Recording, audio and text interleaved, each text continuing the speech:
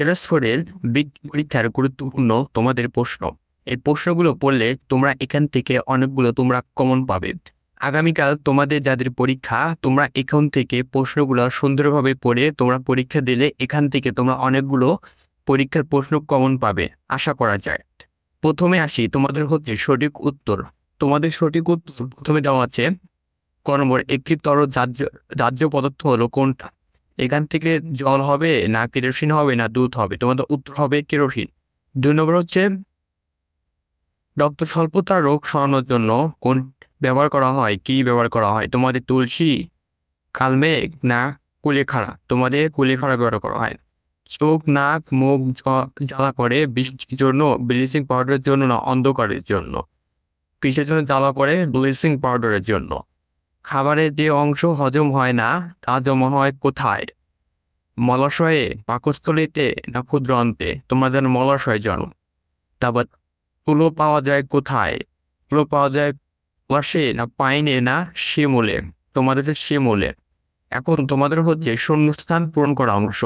তোমাদের যে কোনো 5টি তোমাদের এখান থেকে দিতে হবে। ক নম্বর, মানব শরীরের সবচেয়ে কঠিন অংশ কোনটা? দাঁত।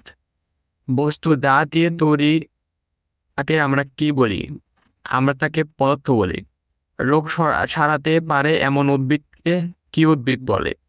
ভোজ উদ্ভিদ বলে। ধানের খোসাকে ড্যাশ বলে? তুষ বলে। মানুষ ও অন্যান্য প্রাণীরা খাবারের জন্য ড্যাশের উপর নির্ভরশীল? উদ্ভিদের উপর নির্ভরশীল। নিঃশ্বাস ছাড়ার সময় শরীর থেকে ড্যাশ বেরিয়ে যায়? কার্বন ডাইঅক্সাইড বেরিয়ে যায়। এখন 3 নম্বর হচ্ছে ভুল সংশোধন করো যে কোনো 5টি। আমাদের প্রধান শ্বাস অঙ্গ হলো হৃৎপিণ্ড, এটা ভুল। আমাদের প্রধান শ্বাস অঙ্গ হলো ফুসফুস। কঠিন পদার্থের নিজস্ব কোনো আকার নেই, এটা ভুল। তরল পদার্থের নিজস্ব কোনো আকার নেই। তারপর পাহাড়ের চূড়ায় অক্সিজেন বেশি থাকে, পাহাড়ের চূড়ায় অক্সিজেন কম থাকে। ঘ নম্বর, শীতকালে সরিষার তেল জমে যায়।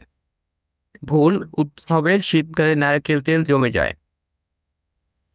বুকে হেঁটে চলে এরূপ একটি পানি হলো মশা। বুকে হেঁটে চলে এরকম পানি হলো তোমাদের সাপ। পুকুরের জল থেকে নুন তৈরি হয়। ভুল কথা, সমুদ্রের জল থেকে নুন তৈরি হয়। এখন একটি বাক্য 2টি উত্তর এখানে যে কোনো 6টি। 2 নম্বর দেখো তোমাদের খ নম্বর, লিপ্ত পদ কাকে বলা হয়? কোন পানির মধ্যে দেখা যায়? এটা তো উত্তর এখানে দেওয়া আছে, তুমি দেখে নাও।